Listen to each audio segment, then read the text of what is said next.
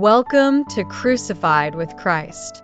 Today we expose religious hypocrisy and reveal the grace that sets us free. This is a mid-Acts teaching grounded in Paul's gospel, the truth that liberates the believer.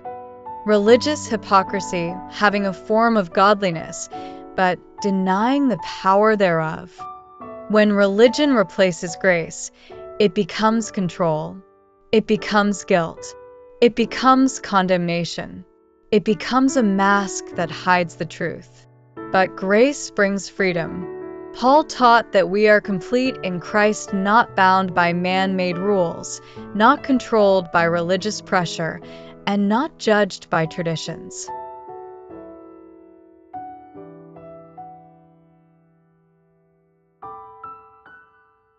Grace unmasks religion. Truth silences manipulation. Paul warned, "Be not deceived. God is not mocked." Every act of manipulation, every misuse of his name, every false appearance, God sees it all. Turn away from hypocrisy. Walk in grace. Stand fast in the liberty where Christ has made you free. Thank you for watching.